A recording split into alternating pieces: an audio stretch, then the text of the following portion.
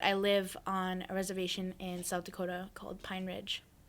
A lot of the times for many people, no one takes action until what is happening affects them.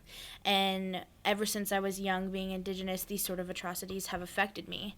From the time I was really, small, I was raised in a world where people think that Native Americans, Indigenous peoples, are costumes, mascots, and those are some things that, really affect a child at a young age.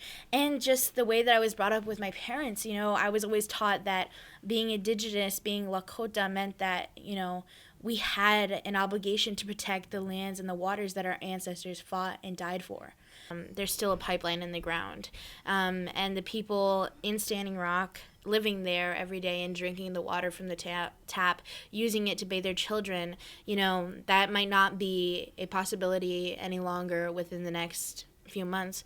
The pipeline, we know for a fact, has already leaked, and we don't know, the waters could be already poisoned because of the detection system that is being used currently. It doesn't detect very small amounts of oil, and we don't know, the long-term effects of the poisons that are in the water. A lot of the jobs on the reservation right now are federal jobs. My mother, Sarah Jumping Eagle, she works for the Indian Health Service on the Pine Ridge Reservation, and she received her last paycheck this week. And, it's rough, and it affects everybody greatly. Just alone in our family, we have 6 kids to provide for, and that was her last paycheck.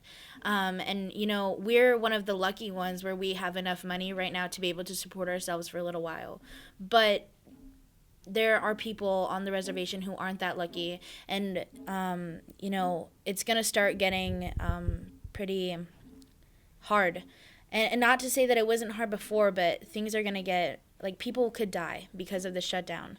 And in low-income areas where, the situations are the same. Because reservations, ghettos, just impoverished places, poor places are going to be the most affected by the shutdown. The school I'm going to right now used to be an actual boarding school where, our grandparents were tortured, their skin was bleached, they were killed, experimented on. There are still mass graves that are not found, and kids who will never be remembered. And I'm going to a school right next to one of those buildings. So it's just kind of been a really long experience, but right now, that school, Red Cloud Indian School on the Pine Ridge Reservation, has the highest graduation rate for on the reservation right now.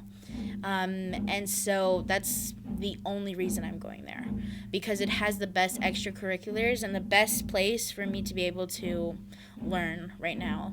And that's the best option. How do you feel going to school there, though? Do you have forgiveness for what happened in the past, or are you still angry, or?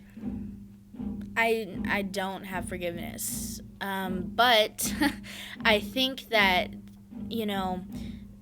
I feel like being able to say, I forgive you, to something like residential schools or boarding schools is like being able to say, I forgive you for the Holocaust. Those are things that cannot be forgiven, cannot be forgotten, and it's a really straining experience. Sorry.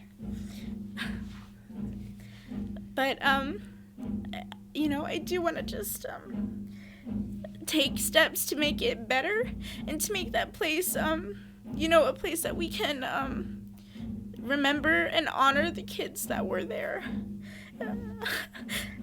But forgiveness will include when they give some of our land back, when they take the boot off of our neck just a little bit, so that we don't have to watch our children and our people die a slow genocide, when they renegotiate the treaty, they renegotiate the trust relationship, they completely rethink Indians in the 21st century. We do not have any rights except those that we are willing to die for, and those that we are willing to give our freedoms for.